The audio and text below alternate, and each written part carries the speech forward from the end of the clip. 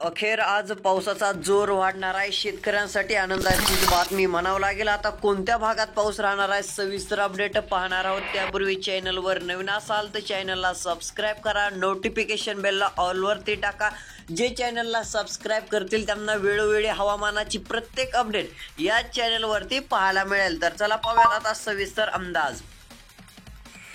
जर आता पाहायला गेलं तर बीड, लातूरच्या भागात, सोलापूरच्या भागात आज मध्यम ते काही ठिकाणी जोरदार पावसाची शक्यता आपल्याला पाहायला मिळणार आहे. तुळजापूर, वैरा, कुर्डुवाडी, मोहोळ, पंढरपूरच्या भागात मध्यम ते जोरदार पाऊस. धाराशिवमध्ये देखील मध्यम ते जोरदार पाऊस तुरळक ठिकाणी राहील, परंतु चांगला जोर पाहायला मिळणार आहे. ती स्थिती लातूर, परळी, शिरपूर, अनंतपालचा भाग, औसाचा, निलंगाचा भाग मध्यम ते जोरदार पाऊस. परभणी, माजलगाव, बीड, पैठण, अहिल्यादेवीनगर, जालना, लोणार, जिंतूर, हिंगोली, पुसदचा काय भाग आहे या भागात मध्यम ते जोरदार अशा पावसाची शक्यता आहे. ती स्थिती यवतमाळ, कारंजा, अकोला, खामगाव, अमरावती, आर्वीच्या भागात, अचलपूरच्या भागात देखील पाहायला मिळणार आहे. तसेच शेतकरी मित्रांनो पाहायला गेलं तर वर्धा, अमरावतीच्या भागात देखील ती स्थिती आपल्याला पाहायला मिळणार आहे. अकोला, जळगाव, खंडवाचा भाग असेल याही भागात ती स्थिती राहील. मध्यम ते जोरदार पाऊस आपल्याला पाहायला मिळेल. शिरपूर, धुळे, साक्री, जळगाव, मालेगाव, नवापूर, आव्हा, चाळीसगाव या ठिकाणी हलका पाऊस राहील. एकदम तुरळक भागात हे देखील लक्षात घ्या, हलका पाऊस सांगितलेला आहे,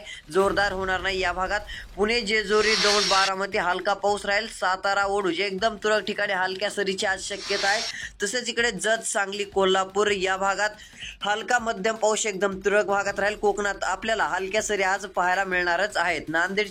नांदेडचा विचार केला, चंद्रपूरचा मध्यम ठिकाणी जोरदार पाऊस. नाशिक या ठिकाणी हलक्या पावसाची शक्यता आहे.